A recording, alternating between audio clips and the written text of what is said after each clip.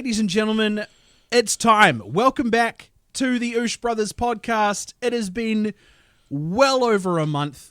We have been up to some shenanigans. I can tell you that for free.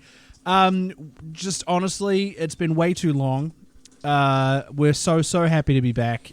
Big ups to the three people that will hear this podcast. Big ups to Jasmine and Curtis and Jonathan. Fuck. Sorry, man.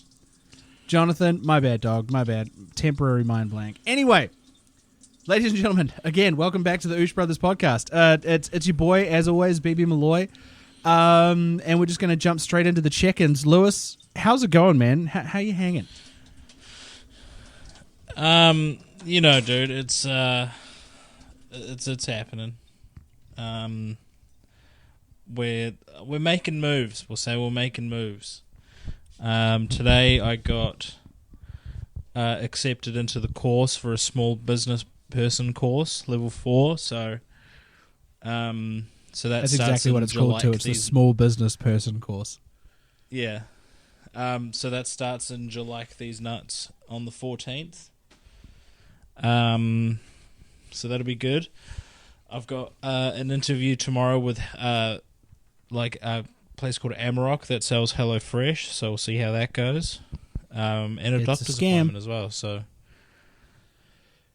is it a scam? It's a scam. Like, I was actually talking to someone about this today. So Lisa, who I work with, I won't mention Lisa's last name.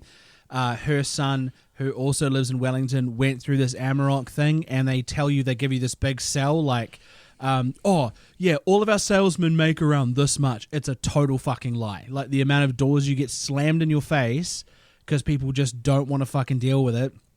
You offer them but we can give you a deal of like 20 to 30% off or whatever the fuck. People just don't care. People are either going to buy HelloFresh or they're not, and it sucks because this dude moved to Wellington with every intention of making a living for himself and all that kind of shit. And this Amarok HelloFresh job sounded like it was too good to be true, and unfortunately it was. So he ended up moving back in with his parents after about 6 weeks. That's rough. Which is pretty rough. Was he a good salesman, though? I mean, he was quite a young kid, so I mean that leaves a lot of stuff up in the air. But I haven't heard good things about doing door-to-door salesmanship in Wellington. But I mean, fuck, like, based on how unhappy you are with your current position, I do not blame you for giving it a go at the very least. And if all else fails, fucking work at income. Fucking just get on the Betty. Nah, I don't think I could do that. There are some people that we know that make it their whole, let's say, lifestyle. To do that. So there's nothing morally wrong or reprehensible about being on the benefit if you're actually between jobs. If you're making it your personality to be on the benefit and making that your quote unquote lifestyle, then you need to have a hard look at yourself. But if it comes down to you like being between jobs, it'd be like if you were flatting and your flat situation changed, and then you had to go and like live with mum for a couple of weeks before you went into your next flat. There's nothing wrong with that. Like, there's nothing. No. There's like no one's going to judge you for that. I feel like it's a similar sort of vibe on the benefit. Like, if you're between jobs, you need to be financially stable, or at least your income needs to be supplemented somehow. So there's nothing wrong with going on the benefit. No one judges you for it. Or if they do, it's kind of like blow it out your ass, I guess. I don't know. Just depends. I mean, like, just roll the dice, bro. Yeah, I'll see what happens. You're going to have to talk into the microphone and stop doing your dishes, because every time I try to edit the podcast, there's something going on in the background. Yeah. We'll see what happens tomorrow with the interview. I mean, that kid may say it's a total scam, but he was also a child, probably didn't have a huge amount of sales experience. So, but they did tell me that I mean, that obviously they gave me the sell of like you could manage your own team. So okay, but I'm not going into it with full expectations. I'm just going to see what happens. I'm waiting to hear back about another job anyway. Like you can manage your own team. Like you eventually bring in people to also sell for HelloFresh. Yeah, man, I'm going to be at the top of the pyramid scheme. I was just thinking, like, what the fuck are they playing at? Like, because I understand that HelloFresh is HelloFresh, and when I did a campaign for them once, as you know, because I'm an influencer. But I did a campaign for them once through a place called House of Marketing, and they refused to pay for like 3 months, and that was well after the fact, and it ended up being this huge, big fucking problem. But yeah, I don't know, man. It's the whole thing. Like HelloFresh is great, and I've used it, and it's a decent fucking setup. It just something about what you've told me just sounds really scammy. So I'm not saying don't do it. I'm saying be wary of it, I guess. Oh yeah. Well, I mean, all the richest, like all the people that make the most money, are a part of some scam. So. If you can't beat them, join them, I guess. That's true. That's true. You could run your own team. I've heard you can seriously have a go at running your own team. Yeah, exactly. I would just, I'm not getting into the ground floor, but I'm hoping to be at least not on the ground floor. It's a sideways move. Yeah. Yeah. So we'll see what happens. Sure. I've got another job that I'm waiting to hear back about anyway. Hell yeah, bro! I hope you get that one. I know the one you're talking about too. That one would suit you down to the ground. We'll have to wait and see. I haven't heard anything back about it just yet. So, yeah, it's a waiting game currently. Yeah. Oh, look! In terms of a check-in for your boy, this was just the second day back at work after a full month off. So it was soul crushing, to say the very least. With a change in perspective from our adventures, which we'll be talking about shortly. It really puts a lot of stuff, it compartmentalizes a lot of stuff when it comes to how I view not only New Zealand, but the people here and the way that they behave. It definitely stems from sort of a systemic level of... kind of just being brought up around that tall poppy syndrome kind of vibe where like anyone who tries or anyone who leaves is deemed to be different or whatever. It just, it was a little bit soul crushing coming back. But the cool part is people that have traveled, when you talk to them, there's a whole different vibe. Like they feel like they can open up to you a little bit more. Foreign people are more open to like talking to you because of I don't know, I think it's because of the fact that you've been, on those like fucking long haul flights that, take a part of your soul. It's kind of nice to be able to have chats with these people and get their perspective as well. But it also leaves you wanting more. Like I've been definitely bitten by the travel bug in a big fucking way. And it's really, really hard to move past it. So Japan's next on the list. And I'm going to try and make it a family thing, like wife and 3 kids. I'm going to try and get that thing going. Save as much as I can, and just go from there. So in terms of like where I'm at the moment, I think with a few personal things that are going on in my life, I'm going to have a lot more time for content creation. In terms of not really having much to do with music at the moment and certain family stuff that's being shuffled around, I'm going to have a lot more time to do some long form and some short form, and hopefully it kind of kicks off the way that I've been trying to make it kick off for the last 3 years. That would be ideal. But I believe there'll be people tuning in who will want to hear the good news, the goss, the tea, the fantastic, indeed, just the best shit that's been going on in the last month or so.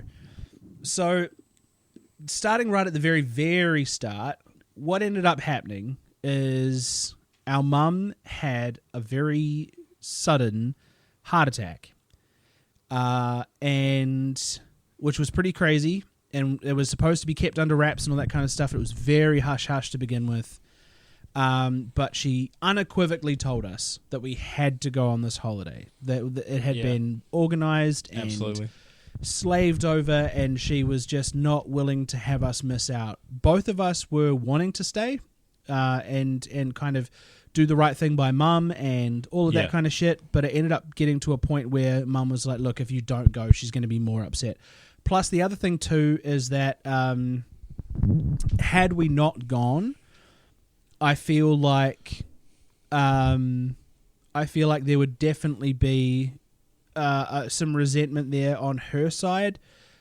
We would have been sweet as, but I feel like the other thing too is that what were we going to do? Like, neither of us are heart surgeons, or at least I'm not. Are you a heart surgeon? No. So I feel like in terms of how we could be helpful was not really on the cards, short of going and sitting with her every day, which we did before and after the fact anyway. We weren't really much help. So it's kind of like it kind of just left it up to her and the old stepdad, and kind of had to go about our business. At first, it didn't sound like it was going to be anything crazy. It sounded like it was going to be a stent, and that she'd be back at home in a couple of weeks. But it got upgraded. She ended up having a triple bypass, which is pretty crazy. So that surgery happened while we were away. But yeah, so 1st of April, we were wheels up. New Zealand to Sydney was really cruisy. Good food. Only a 3.5 hour trek. That was decent. Bit of a layover in Sydnux. They've updated the airport since I was a kid. It's really nice in there now. Some good shops, some good food, great places to lounge about. And then disaster struck, man. Like, it's that 14-hour flight. It almost killed me. Like, I know that definitely made us appreciate all other flights a little bit more. Oh, definitely.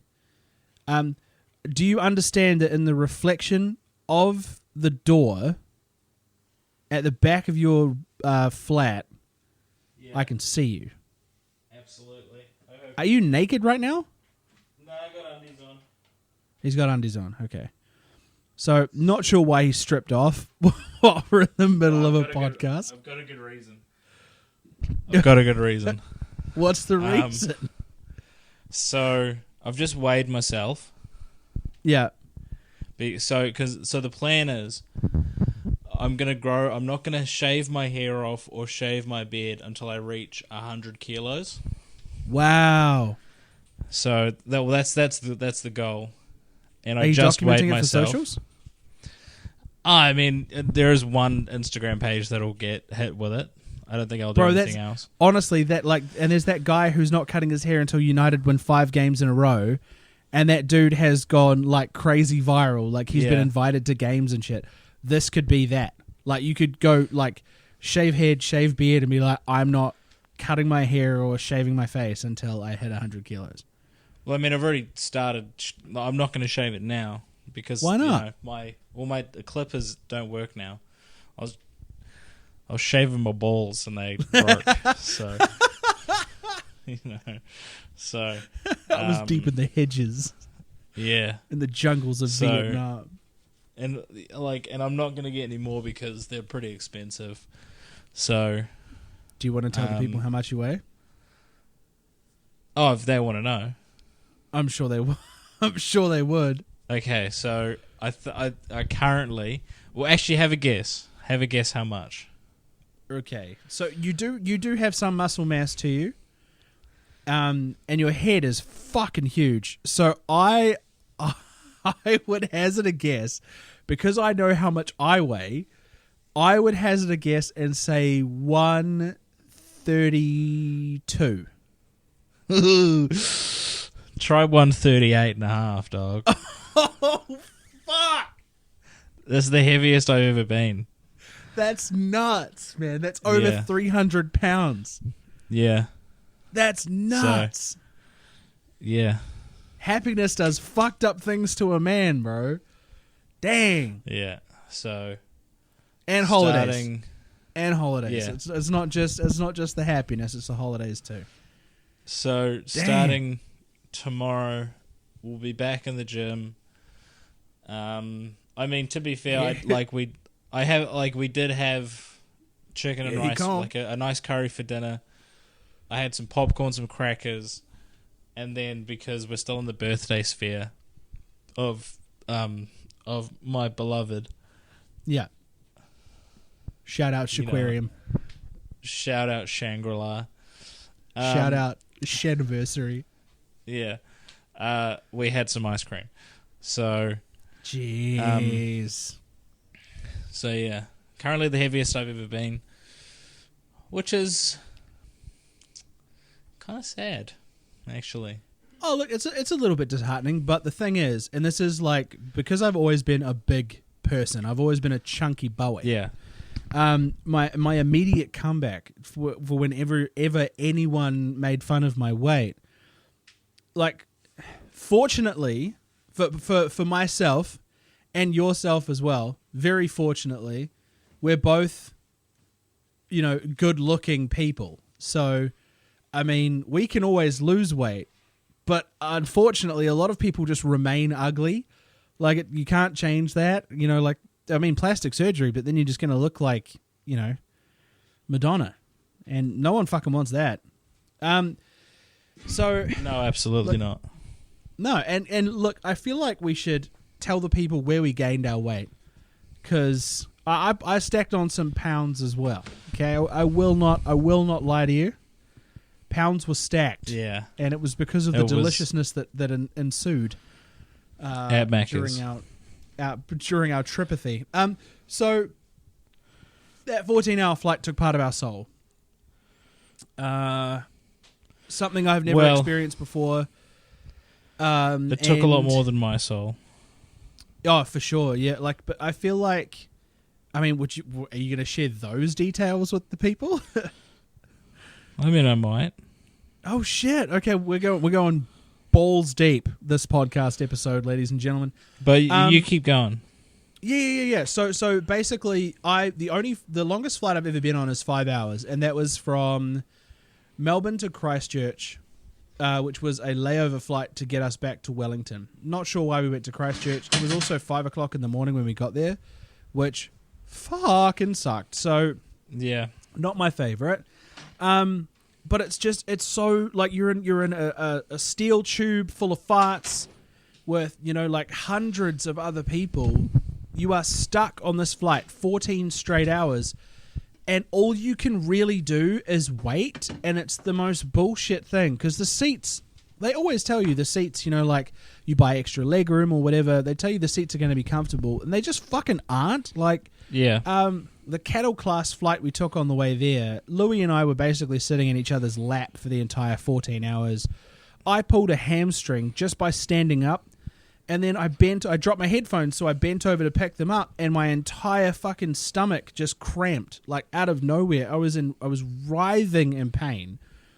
Your ankles get all swollen and shit. You're sweaty because the air conditioning's all fucked, and it's just not a great place to be. So yeah, for me, it was a bit shit. I had a bit of a cry. I'm vulnerable enough to say I'm willing to feel vulnerable in this moment and say that I had a cry, and I was judging whether or not it was even fucking worth it based on this experience of because it's not torture. There's people that actually get tortured, but it's the fact that you are stuck in a liminal space where there's nothing that technically exists outside. You are Schrodinger's cat inside that shoebox, because anything could happen and you'd have no fucking control or idea or anything. All you know is that your legs hurt and you fucking hate being in this plane. So the 14-hour flight was just a bitch. I fucking hated that. And then the fact that the knowledge in the back of my mind that there was another 7 hours to go once we landed in Abu Dhabi was it was definitely playing with me.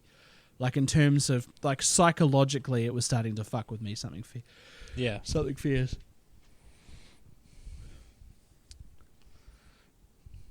Oh, is it my turn? I'm waiting. Okay, so about halfway through the flight, so I remember looking at the clock before I went to the bathroom.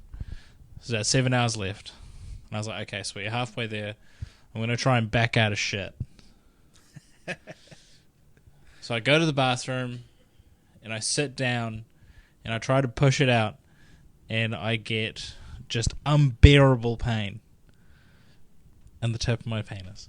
So, and I'm like, fuck, that hurts so much. This is just one of the worst things ever. So I stand up, like I have a quick wipe, and I was like, oh fuck, no way. And I stand up, and there's blood. There's blood out of my wee wee, and it was like scary. So I was like, fuck. Like, my first thought was, it's over. I've got testicular cancer. It's hitting me now. I'm not making it off this flight. So I try to clean up as much as possible. I'm bordering on having a full-on panic attack. And I can't fucking do anything about it because I'm 7 hours into a flight over fucking the sea, over the ocean. And so I go and I say to Ryan, I'm like, I'm eyes as wide as fuck, terrified, like, bro, yeah, bro, there's blood out of my dick, the full on, and the quiver in his voice. It was terrifying because it's like it's happened, and it had happened once before.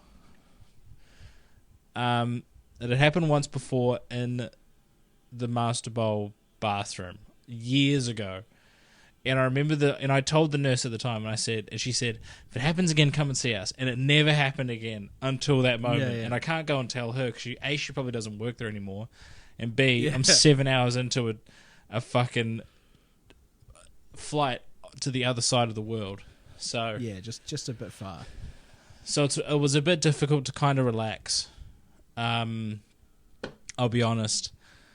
So yeah, Ryan was like, just try and sleep, man. I was like, fuck you, dude. Well, there's blood. I mean, only because when it came to like my horrendous bout of depression and anxiety, this is going back 2 or 3 Christmases when we were in Hamilton, and like the only thing that would stop my mind and my chest and my brain from fucking racing was having a nap. That was the only thing, because everything else made me so unsettled and made me feel like I was going to pass out, made me, like lose my train of thought, and I was just having a terrible time. The only thing that was sorting me out was a nap. And that's like, that I spent that entire Christmas basically asleep. I pissed a lot of people off.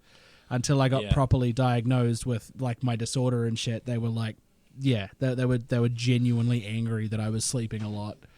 But that's why I was like, and as someone who has dealt with like IBS and like colon issues, bowel issues, that kind of shit, literally, I was basically, I'm at a point now where it's like, oh, okay, so it's not death, right? I've got a long ways to go before death hits.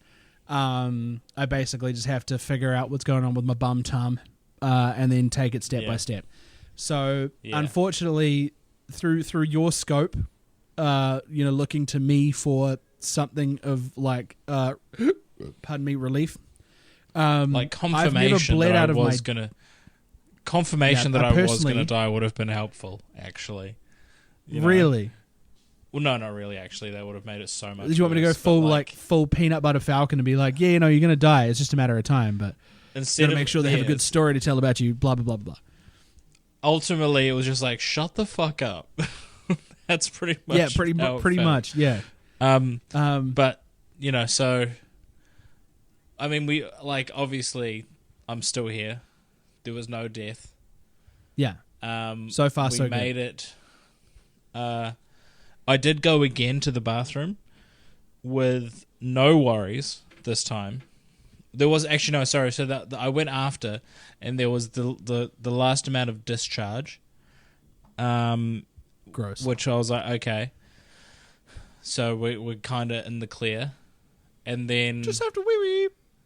and then I literally filled up because I had to wee as soon as we were landing, but because it's like a 10-minute taxi to the Abu Dhabi terminal, I was about to burst. So That's right. yeah, and I filled up half the bowl with wheeze. That's how full my bladder was.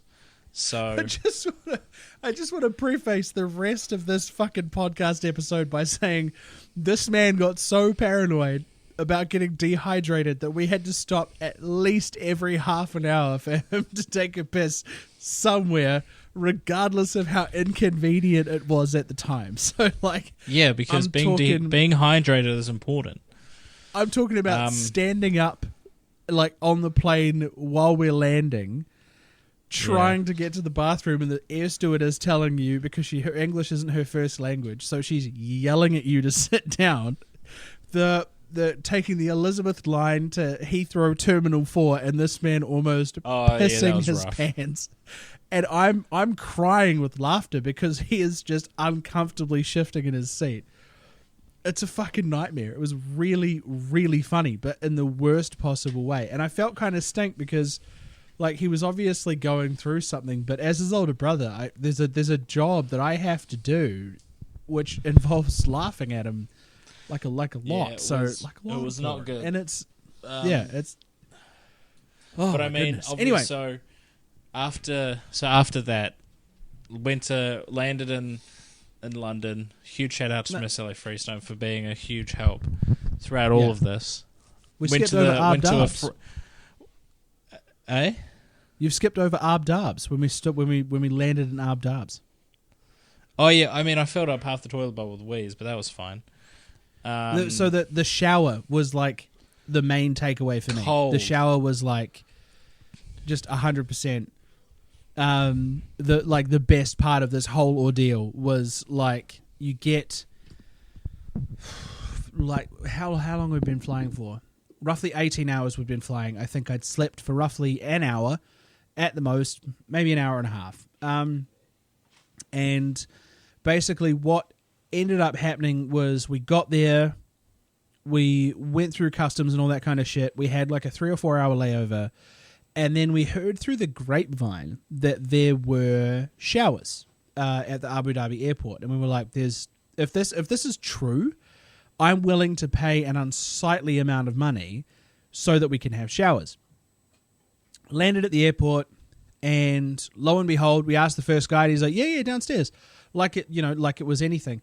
You go downstairs in this airport, and it is gorgeous. Like they have made a 5-star hotel / shopping mall in the middle of the fucking desert, where like half of all the flights in the world land at any one time. It's a very much a stopover area.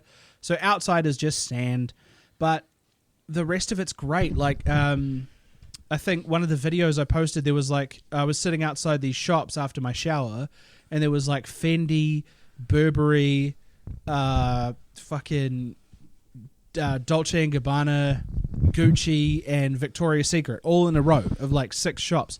So we went to this place called Muji or Moji. I think it's called Muji because there's a Muji on Oxford Street in London. Oh yeah, so it must have been Muji. So we went there, got a towel. Got some new gruts because I didn't take a for those of you who are not initiated, gruts are underwear. But I didn't have a spare change of clothes, so I got some new gruts and some new socks because the socks that I was wearing, the compression socks, were like cutting into my calf muscles. See, which was I did bring ideal. a change of clothes, but on the flight to Sydney, I wet my shirt because the tap was automatic, so I had to put on my other shirt, and then after the 14-hour flight, it was I had to chip it off. It was like stuck. It was like Chris's sheets in Family Guy. That's how it felt.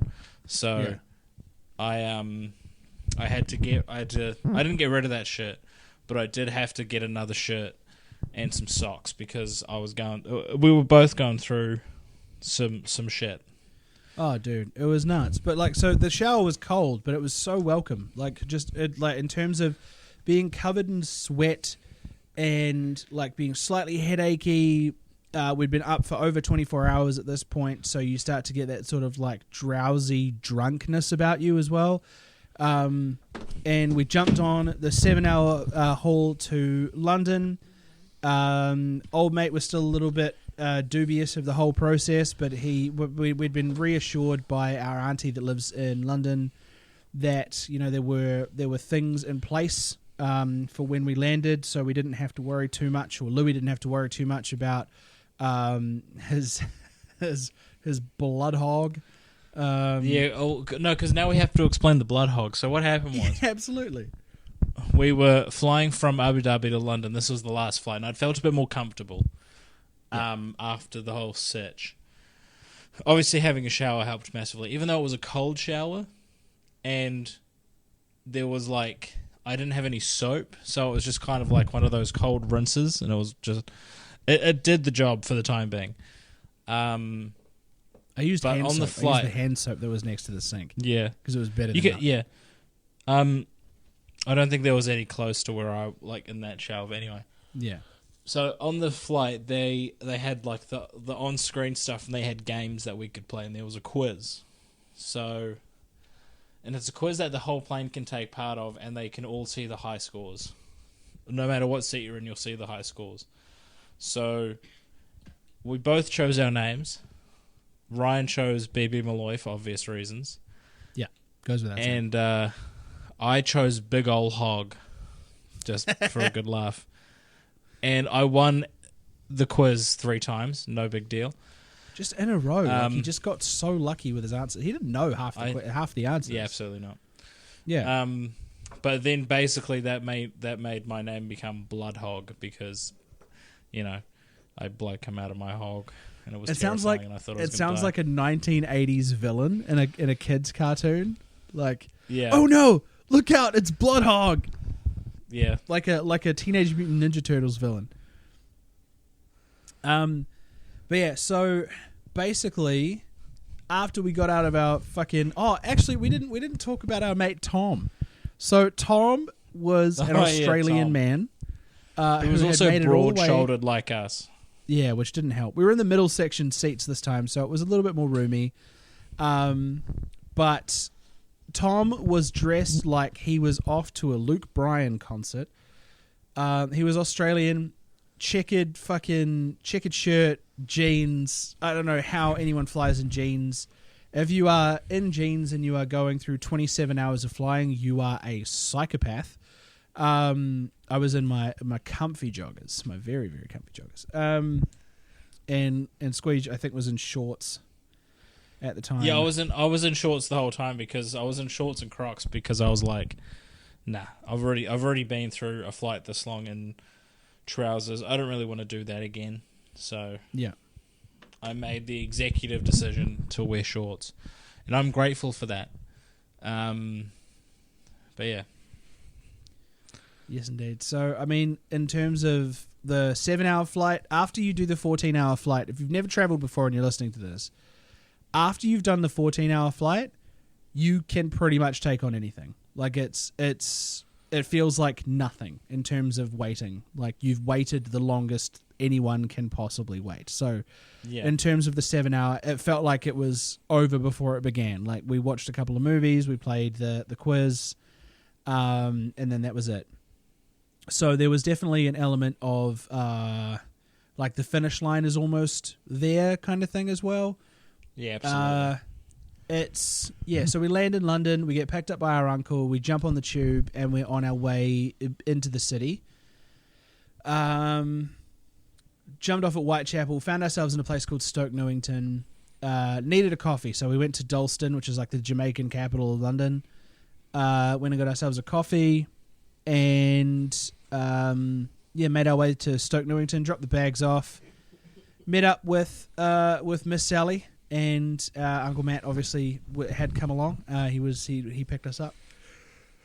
But massive yawn. In the throes, it was basically like, okay, well, we're off to the Old Shillelagh for a couple of pints. The Old Shillelagh is just a great little pub that's not too far from where our auntie and uncle live. and Just down the road. Yeah, we were 3 or 4 Ginwa deep by about the fucking hour mark, and we were I split the G perfectly on my first go. By the way, yeah, you did actually. I didn't manage to split the G perfectly once, and that's really disheartening. All things rookie considered. mistake. Rookie mistake. But yeah, so we were then transported across 2 towns to some. I actually can't remember the name of the place. There is a train station directly across the road, and we did go there for something. But across from there is Angel's pub or club. I don't know what Angel's club is called, but Angel was a Argentinian man who is a friend of my uncle's. Oh, we were across the road from the famous cock. That's right, we were. Yeah. Yes, the famous cock. Good pub, actually. Really nice pub. Yeah. But Angel's club is not the famous cock. It is adjacent to the famous cock. Yeah. And anyway, so there was a couple of bands playing there that night. It's a Tuesday night. We went next door. I was fucking dead on my feet, like falling asleep as we were walking, kind of buzz. Plus, I had a belly full of Guinness, so I was definitely feeling some type of way. We went and sat down for a nice Italian meal. Shout out Trevi's. Honestly, that fucking spaghetti was next level. I had it cold the next morning because I fell asleep in the restaurant. Louis finished his meal. I fell asleep before I could get mine. I had it bagged up, got ourselves a Uber, and we buggered off back to Stoke Newington because I was cooked, man. I needed sleep, like I needed sleep. Yeah. So, So our uncle was trying to get us to stay, and he's like, "Look, stay up till 9:30. I promise you'll feel better for it." It was like 7 at this point. I was just like, "Look, I wish I could, but I am fucking dying here." Like sleep deprivation is like a torture tactic. Like it felt like dying. So that was one of the first bits of perspective in terms of like life lesson-y type shit that this amount of travel had taught me. To traveling to such a high concentrated area was people are looking to do shit, right? On a constant basis, people are out there looking to do stuff. My uncle got back the following morning at 4 a.m. and I was sitting in my bed while you were having your mid-Trevi spaghetti in my bed with my little wooden fork, and he comes in and he sits down, he's pissed as a chook, and he goes, I told you should have stayed up because now you're going to be awake and it's going to fuck up the whole thing. And I'm just like, well, yeah, yes and no. Like, I probably am going to go back to sleep because I feel like shit. But, I needed some Trevi spaghetti. That was the best jet lag cure fucking ever. I attribute my entire energy level to that one bowl of Trevi spaghetti. But one thing that shifted my perspective was that he showed me pictures, right, of the bands in this club. And there's 3 bands playing on a Tuesday night. The place was packed. The place was like shoulder to shoulder packed. And it really speaks volumes about how like we view art and creativity in both New Zealand and Australia. As a musician who has tried to hone his craft over many years in this country, if you want to get anywhere, you have to tour and tour and tour and tour and tour, or like release music like as often as possible, stay relevant as best you can, stay online, like making TikToks, making long form, just making sure you are always in people's, fucking field of vision, or at least their, fucking ethos. You're around somewhere. Bands in the UK and Europe do not have to try as hard, and the reason why is because creativity is seen as a privilege there, not a right. Your audience finds you in the UK, so like these people would have gone on Spotify and had a listen and been like, fuck, that rips actually, I'm going to go check this out.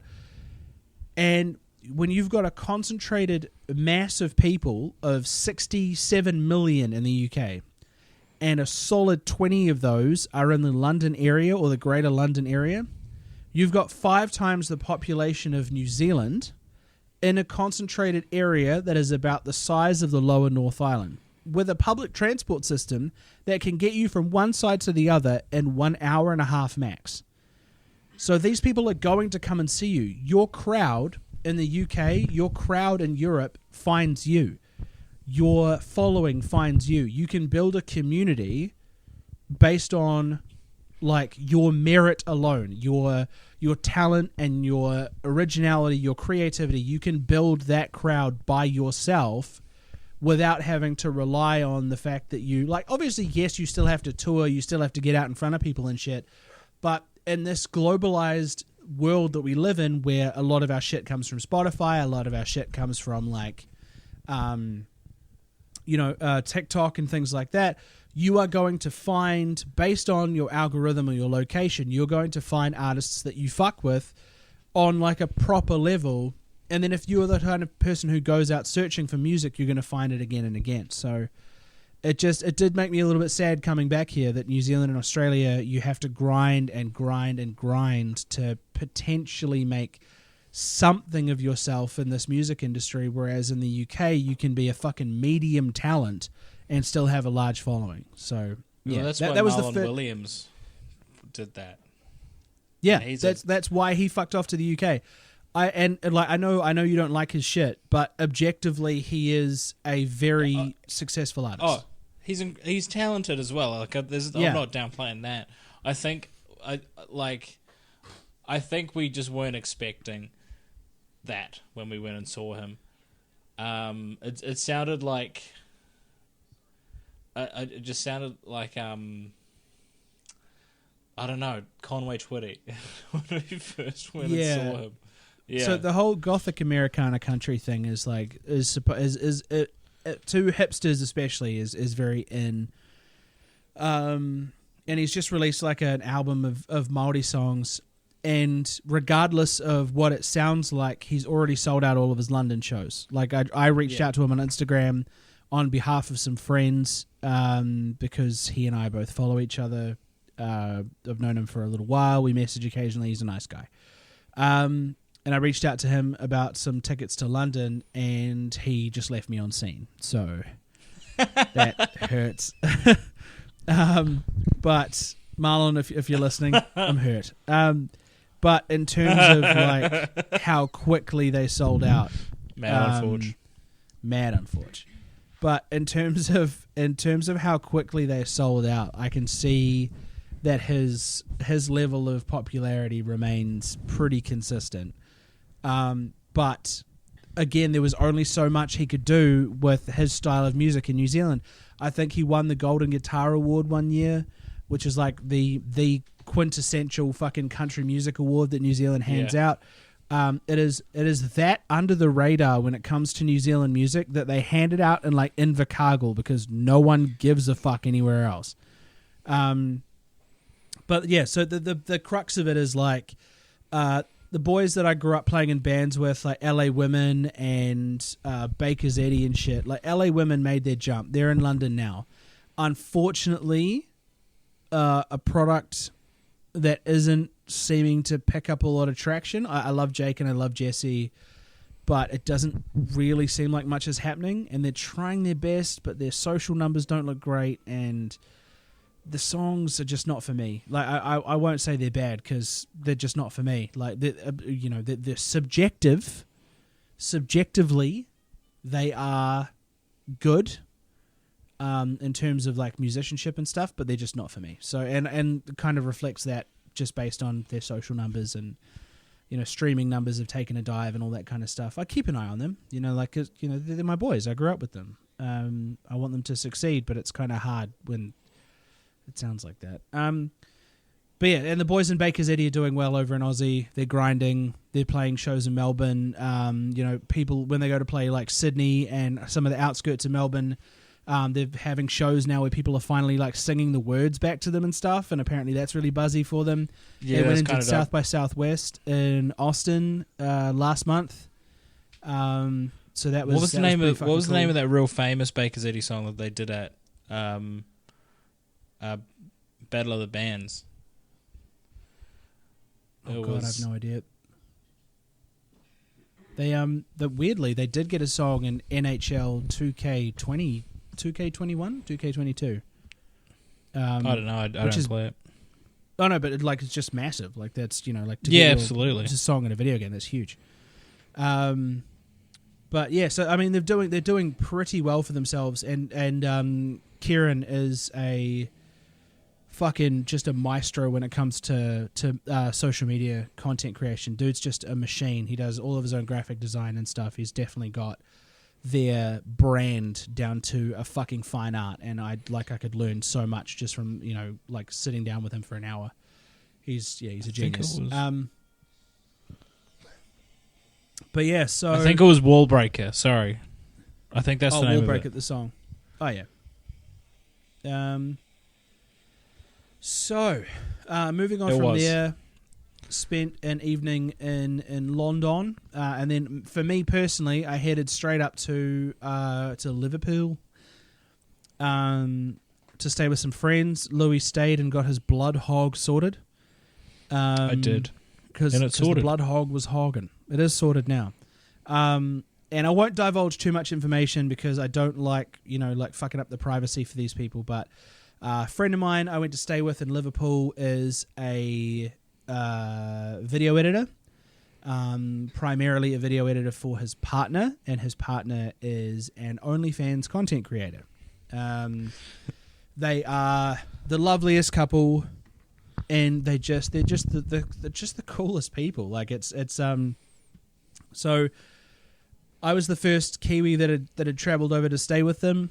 One of them being Kiwi and the other being Scouse, but he is part Māori, which the whole situation is kind of crazy. So but yeah, anyway, so they went out and bought a spare bed so that I had somewhere to sleep. We went out and played shuffleboard and drank hooch, which is like alcoholic lemonade.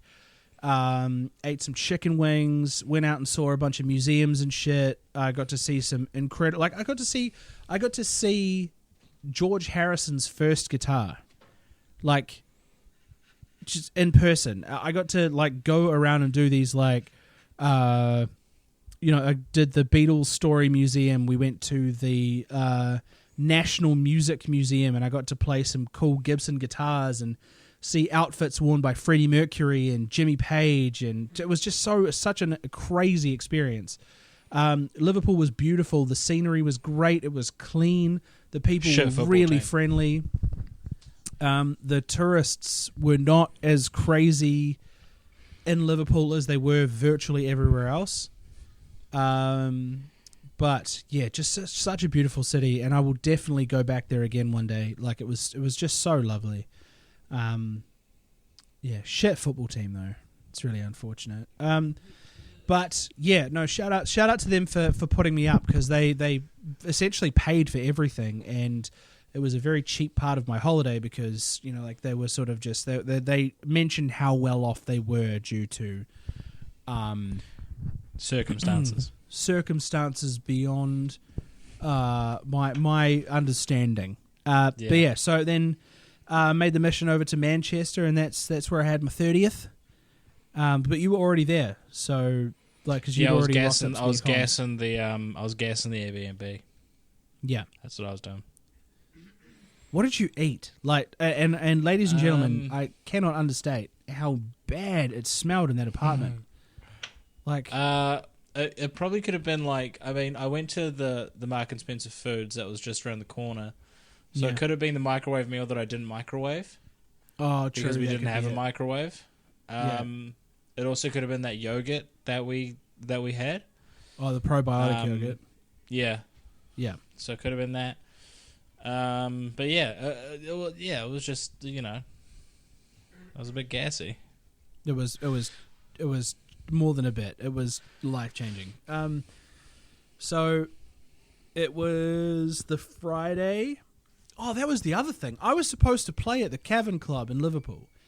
That was supposed to be one of the highlights, right? So I rocked up to this place, and I'd been told, hey, come through. We'll put you on. You can play a couple songs, whatever.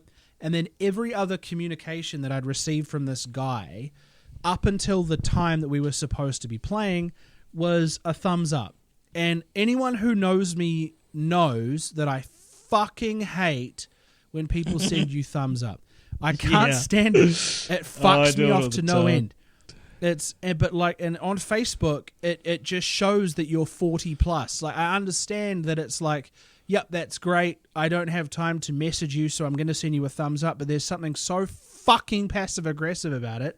It gives you fucking cunt. I've just seen that pop up on screen. Get fucked. And it just gives me this screaming shit. So no, but it's like no, because like in defense of the thumbs up, okay, because you go like, it's a great way to communicate that yes, you understand the message, and that there's no need for further communication. It's a really good way.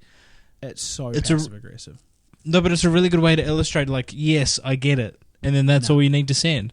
Passive aggressive. There's no need for like 5 paragraphs, just a thumbs up and you're good to go. It doesn't need to be 5 paragraphs. You can just be like, yep, sweet as.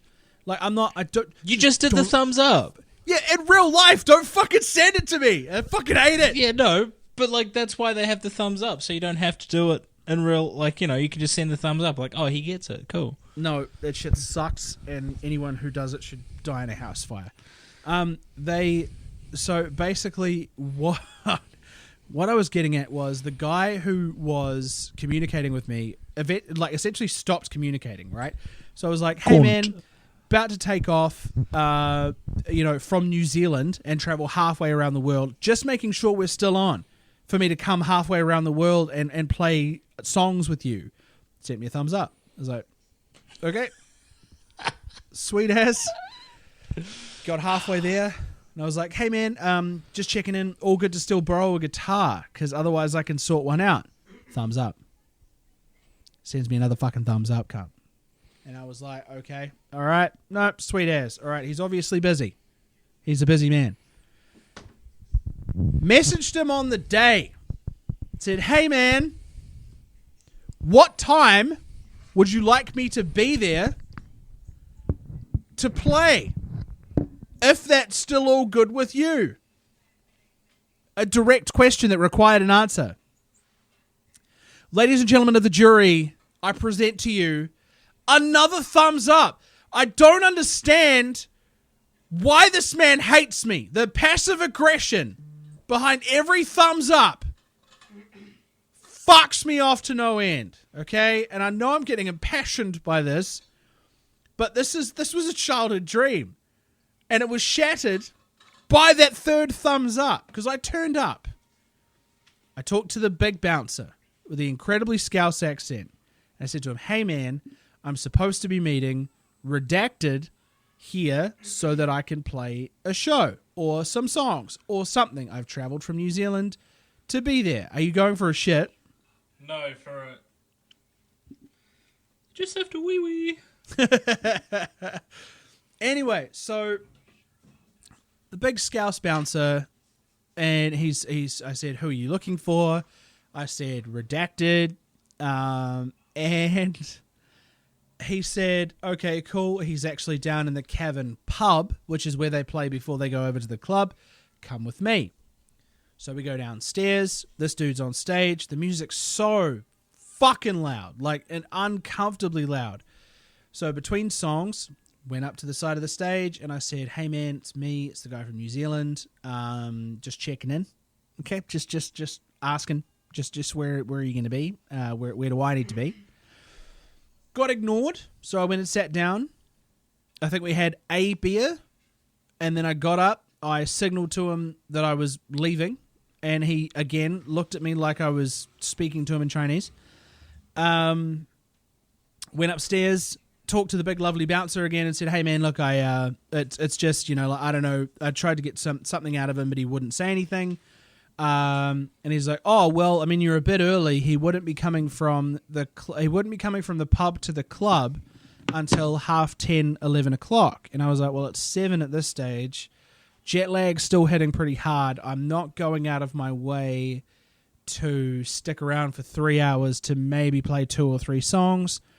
Like, respectfully, I know it's the Cavern Club, but I'm above waiting 3 hours to play 2 or 3 songs, regardless. So we went inside the Cavern Club. We heard the Beatles tribute act play that have probably been doing the same set for the last 50 fucking years. Like, I get it. You know what I mean? Like, I eventually it's one of those I get it moments.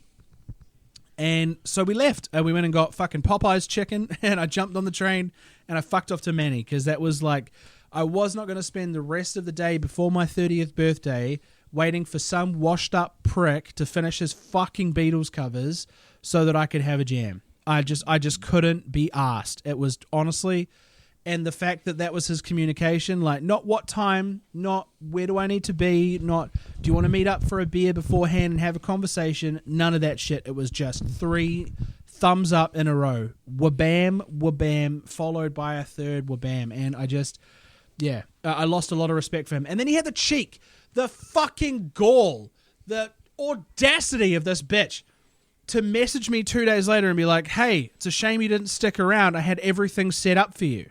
And I was like, if you had said 2 fucking words to me on the night or on the day off, we could have had a great jam together. We could have really fucked shit up on stage. But no. The little blue thumbs up did you and me fucking dirty, bro. And I'm just done. I'm done with the shenanigans. Anyway, so get to Manny. Get into the Airbnb. It was actually really nice. Like, I was quite stoked. Like, it was a nice Airbnb. Yeah, it was one of the better picks that I had on the trip, to be honest. I did a lot of background on a lot of the different places, but they're really good at covering up their digital footprint. So, yeah, a couple of the places weren't great. I won't lie. A couple of the places were a bit of a letdown in terms of their proximity to what we wanted to be doing. So, yeah, the next day, it was my 30th. The game had been rescheduled to the Sunday. This was a Saturday. So instead, we decided to go and do the Old Trafford Stadium tour, which was incredible. Graham and Malcolm were absolute fucking gems. We developed quite the relationship with our tour guides. We offered to fix the striker issue that United has at the moment, and they politely said no. But, you know, we were in contention at one point because we did ask. And, I mean, I did get signed with Louis there as well. Louis signed me to an exclusive contract. I don't know where that photo is, but it's somewhere. I've got it. Oh, sweet. Yeah. I got the printed out version. But I think we've still got our 30 days to print off the... oh, no, I left the QR code in London. Nice, good one. Yeah, it's just, and it's a bit far away to go and get, but I can scan it. I can just scan the photo. But yeah. So that was pretty much it. We didn't really do much on my birthday because we were kind of just catching up on sleep and other bits and pieces, to be honest. Yeah. So yeah, I mean, we did the stadium tour. That was amazing. We got up super early before that at around 6 a.m. and had a walk to the stadium, and just basked in the you know, fucking lack of tourists. Got some photos taken and stuff, which, you know, like, never happens. Normally it's just swamped, but we got a lot of photos. Managed to just be in awe of its presence. Louis obviously been there before. Good photos. Yeah, Louis taking my photos. Because if you do follow young_beard on Instagram, you'll see that it's a gallery the best of absolute photos. Perfection. Yeah. And I think I said on my last post, because I don't post unless I'm doing something, and I said, the trip's all done, was excellent, but I'm super tired. See you guys in a few months, because I'm not going to post again. Yeah, exactly. So, but yeah, so in terms of, like, the other thing we did was we tried Macca's in every country. That was like, you know, that was kind of the vibe, as we wanted to make sure that, you know, the quality control of McDonald's across the world was up to scratch. yeah.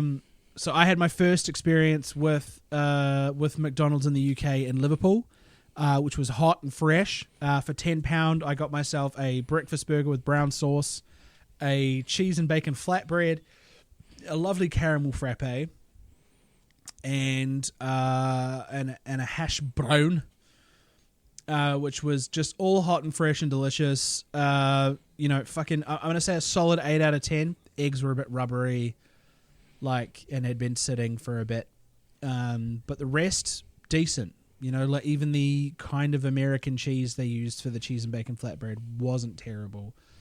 So yeah, UK Macca's gets a solid 8 out of 10 for me, because Manchester held up their end of the bargain as well before we went and did our stadium tour. We averaged like 25 Ks walking each day as well from like here on out for the rest of the trip. It was pretty fucking insane. Calf muscles just crazy. It actually stands to reason how many calories we must have been consuming based on how much walking we were doing. Like we must have been eating a lot, bro. Like in terms of to maintain my current weight, I need to eat 3,500 calories a day.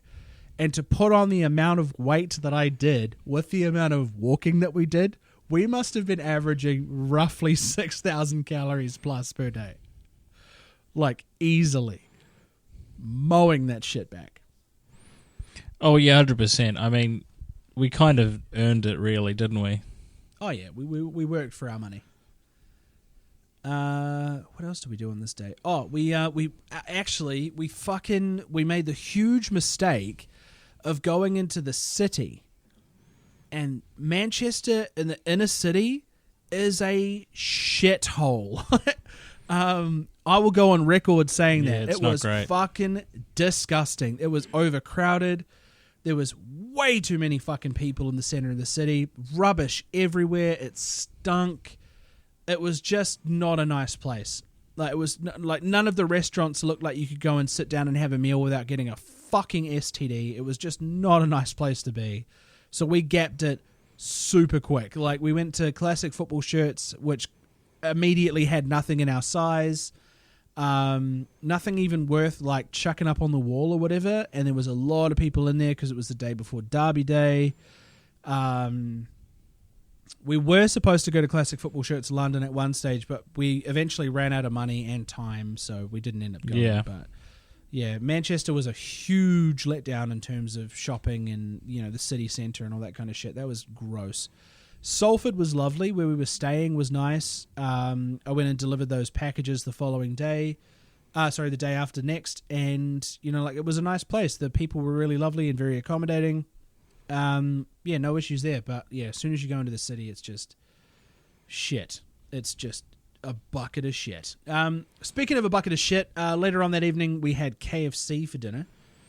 And then I called my kids because it was my birthday, right? So I called my kids and I got really emotional. This is the virgin part of the podcast, by the way. Oh, look, honestly, like the virginity is abound on the Monday morning, but we'll get there eventually. So basically I called my kids. I got pretty emotional. It was my birthday. And so I was like, you know what? I'm going to order myself a piece of cake and a milkshake. To celebrate. It's my birthday. So I ordered it, and the Uber driver, I put the instructions in the ticket to the letter, like the door code, the gate code, all that shit. All he needed to do was turn up, put the gate code in, and then drive around to the apartment block where we were staying. I was going to meet him at the ground floor.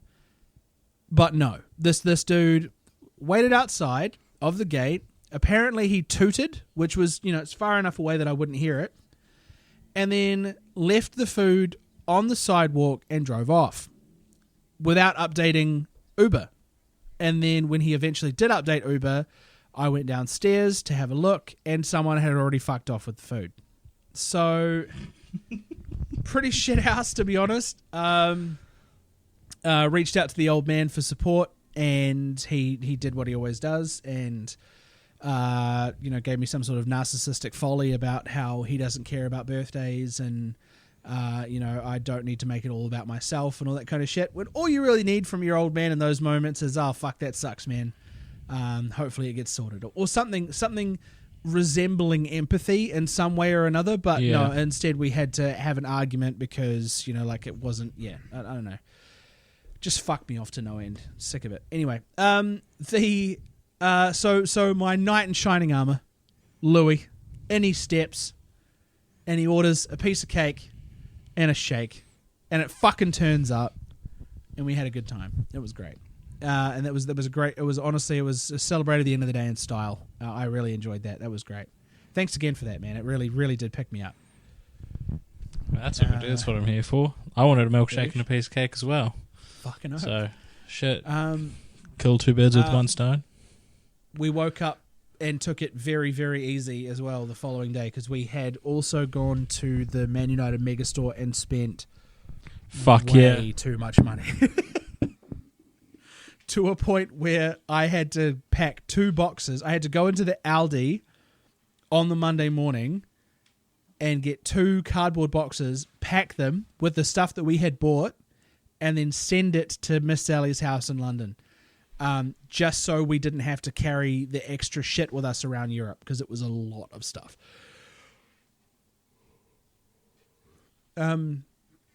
So. Yeah, I bought all 3 kits. Yeah. Bought all 3 of them, got them all customized. Bought a hoodie. What else? I was trying to find a wallet, but they didn't sell them anymore, which was rude. But I've got a magnet. So I've got a magnet. I'll go and get the magnet that I got. There's no point in getting the magnet because no one's going to fucking see this. No one's I got a Man United magnet. Yeah, hooray. I did get obviously we got a couple of scarves, cash or card. Oh my God. Match day scarves, cash or card. And I got a cheese cutter hat as well. Have you seen my Instagram? Never wear again. Honestly, I might. If you see my Instagram, you'll see that I was. If you see my Instagram, you'll see that I was rocking it. Oh, yeah. Absolutely rocking it. Beers in hand. I had the Newton Heath scarf with my jacket over. I was looking like I was arriving from the 50s. A proper geezer. A proper geezer. Took the jacket off, wearing my customized home kit. Should have won that game. Easily should have won that game. So the game in question, and this was the culminate. This was the moment. This is why we were originally sent to the UK, not for the rest of the shenanigans, but for this one moment. And it was to walk into Old Trafford and watch United play. And thankfully, it was a derby. It was a great game. A lot of people online said it was a snooze fest, but when you're in the stadium, it's fucking next level. And a crowd of 73,000 people, so almost 4 times the population of the town that I currently live in, that we spent most of our childhood in, all singing, Country Road, the New Zealand, the Manchester United Road song. Yeah, United Road, yeah. To the tune of Country Road by John Denver. And 73,000 people singing that in unison does something to your spirit, does something to you as a person. And it's like you become part of something bigger than yourself. You become part of the organism that is your team's fan base, and you soak it in to the nth degree. It's unlike anything that I can describe to you. If you're a football fan, I hope and I pray that you find this level of joy, this level of fucking happiness with your team. I hope you manage to make it over and have one of those moments, because it's fucking mental. The game obviously went to finish 0-0. And it was just, it was amazing. It was amazing. Like, just everything about it fucking ripped, and it was easily the best birthday present I probably will ever have. To be honest, I really can't compare it to anything. Yeah, I'm looking However, forward to my 30th. You keep saying that. And so the following day, disaster struck. Jesus wept. Was getting ready for the Rome flight in the afternoon. I decided to check in online. Got out my passport, chucked in my passport credentials. Louis was in the shower. I called out to him and I said, "Hey Louis, where's your passport? I need your passport number." To which there was a uncomfortable as fuck silence.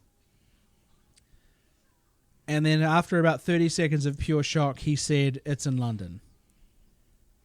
It was safely in London. You forget the safely part. Yeah, and can you explain for these good people why the fuck it was in London? So the reason it was in London was because it was safely in London. So I didn't have to worry about where it was. I knew it was somewhere, safe. So it wasn't. Yeah. I know I wouldn't lose it. Yeah. So you've left little it in did I London for know. safekeeping. Little did I know.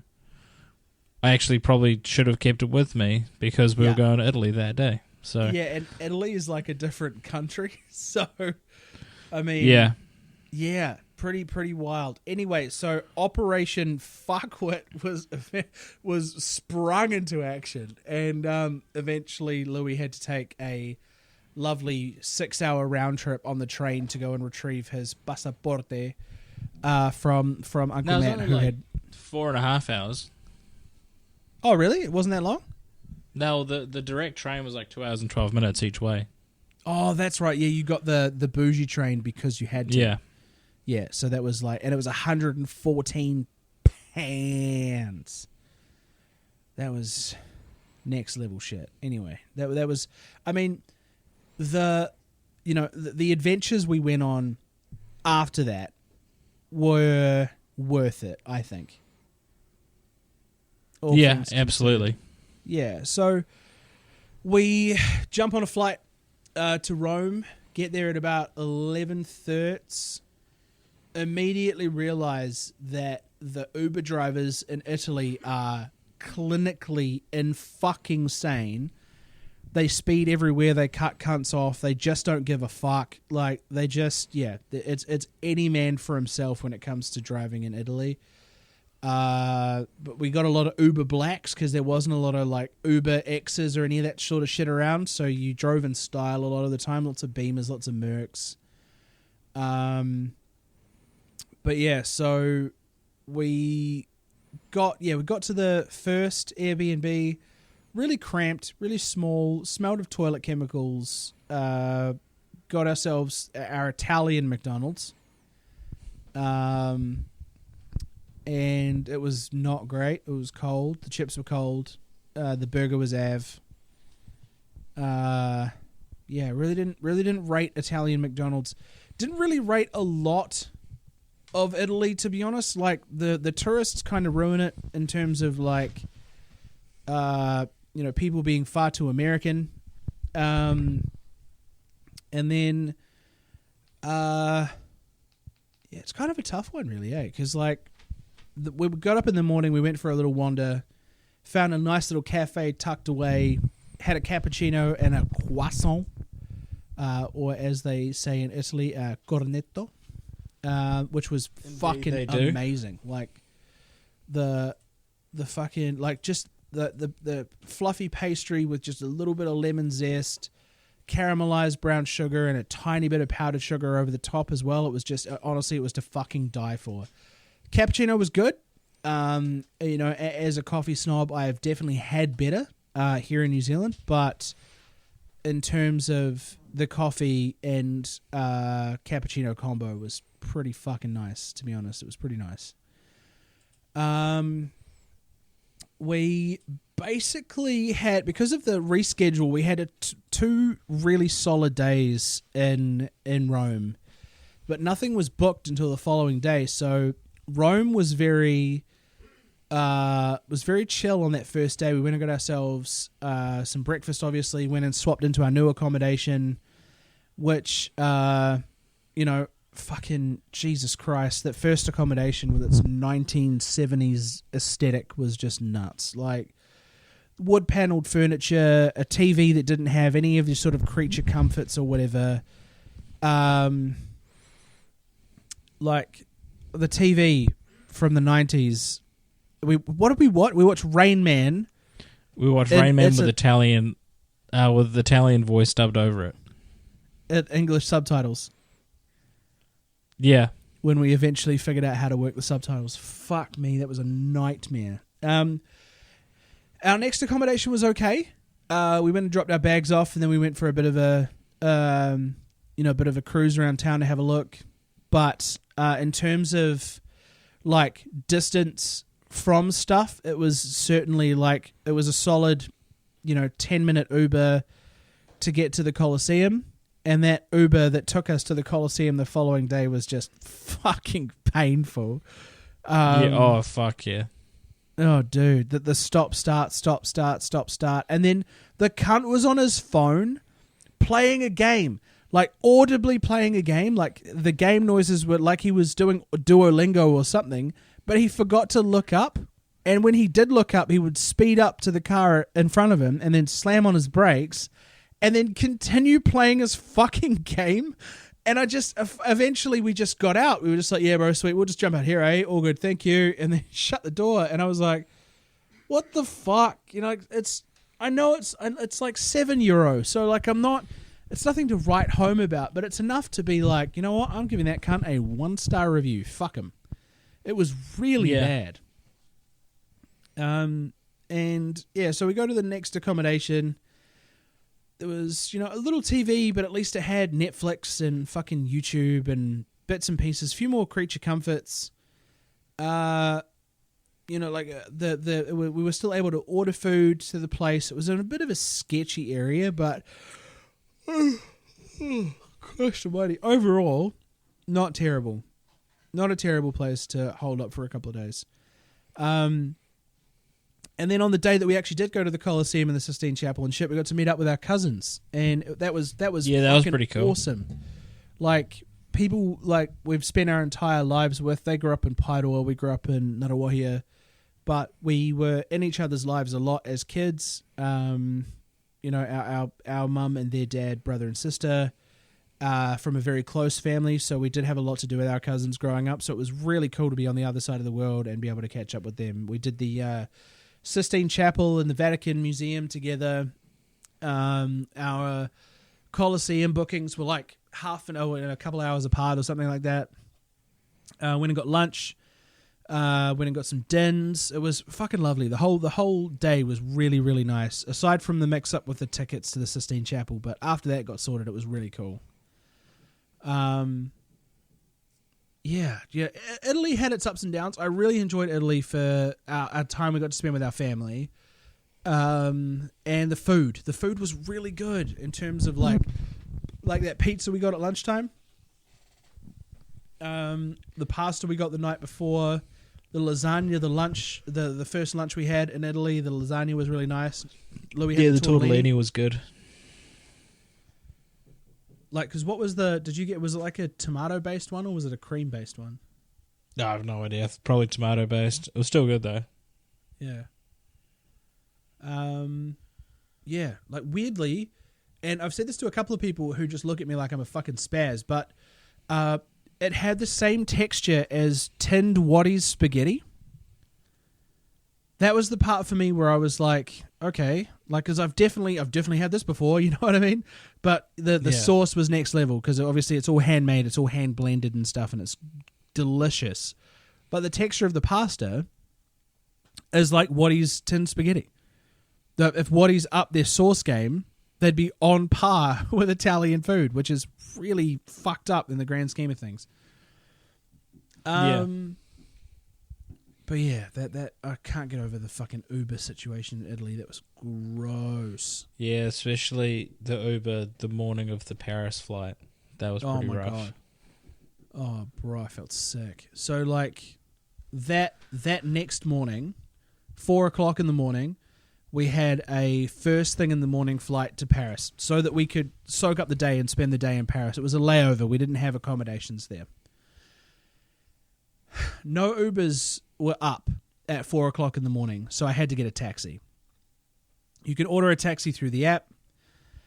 This dude turned up and was the human personification of a cigarette. He was fucking horrendous. His whole vibe was so fucked. He sped the entire way there. He did double the speed limit. Absolutely. The entire way there.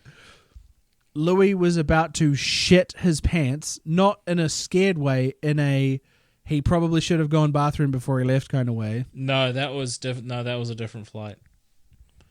Was it another instance? That was the flight to Scotland.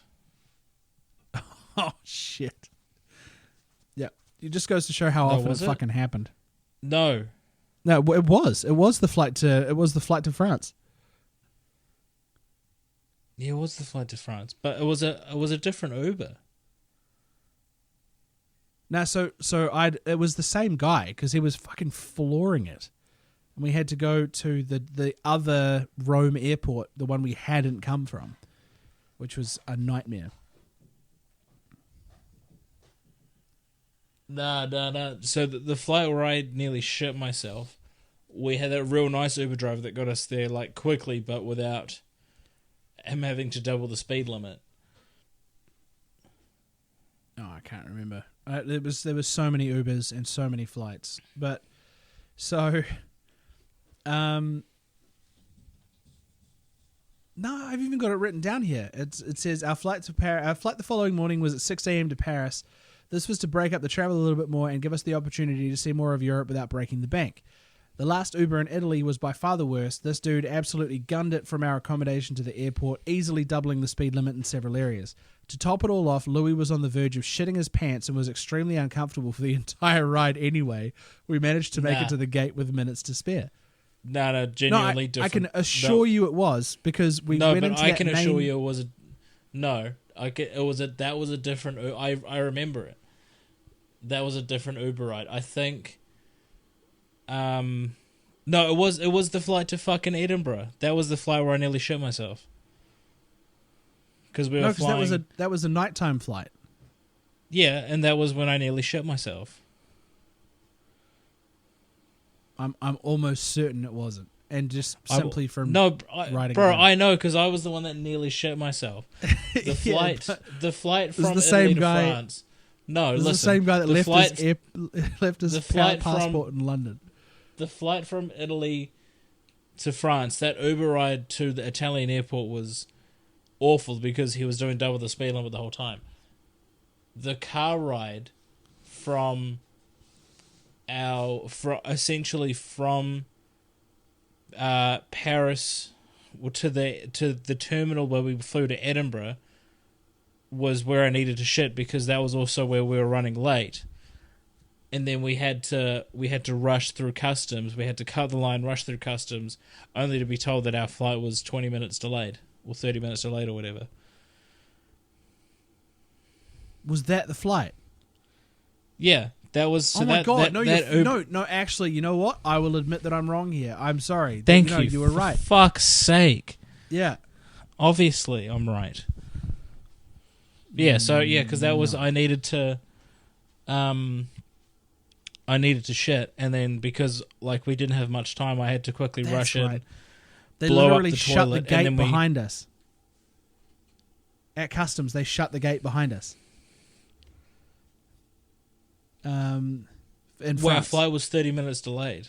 Yeah, no, but when we went through the bag check, they shut the gate behind us because we were the last flight for the day. Yeah. All right. Well, now that that's cleared up, so that was pretty fucking insane. So we ended up in Paris, and it was really beautiful. Like, it was a nice, crisp spring morning. We went for a walk to the Sistine Chapel. We went for a walk to the Eiffel Tower. Found some lockers to go and drop our shit off. To just only have to carry around a certain few things for the day. We had, unfortunately, a load of wet washing because the dryer didn't do its job overnight. It was like a washer-dryer situation, which didn't really... the dryer didn't kick in, so we had a bunch of wet washing. And unfortunately, Louis had, zero pants. So he was wearing shorts, but he didn't have any pants to it was pretty brisk. So he had to borrow a pair of my jeans, which he was super uncomfortable in the entire time. Do you want to tell them why? Because for whatever reason on you, they look like skinny jeans. Yeah. And it made him very Which I was not a big fan of. No. But yeah, so after a brisk morning walk to the Eiffel Tower, we went and got some McDonald's because when you're in the cuisine capital of the world, you get McDaniels, okay? So we went and got some for breakfast, and it was easily the best McDonald's in Europe, hands down. 10 out of 10.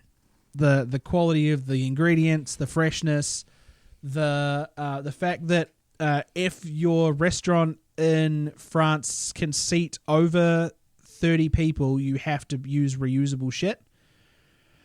So we got plastic cups and plastic utensils and other bits and pieces to eat our things and whatever else. It was really lovely. It was, and you could see the Eiffel Tower from the upstairs area. It was just nice. It was just a nice McDonald's, and it was really tasty. So yeah, 10 out of 10 for French McDonald's. It was fucking awesome. It was good. It was definitely the best one. Yeah. And there's a bunch of know-it-alls that I've spoken to that are just oh, well, that's why the Italian McDonald's was shit, is because they're so focused on making other food. And I'm like, shut the fuck up. There's still a duty of care, there's still quality control, regardless of where you are. They're not going to give Italian McDonald's a pass just because it's in Italy. Get fucked. It's McDonald's is still McDonald's. They still have to adhere to a code of conduct, which is why we can trust their food isn't going to be shit most of the time. And unfortunately it is. Yeah. But yeah, so we went and saw the Louvre, which was shit.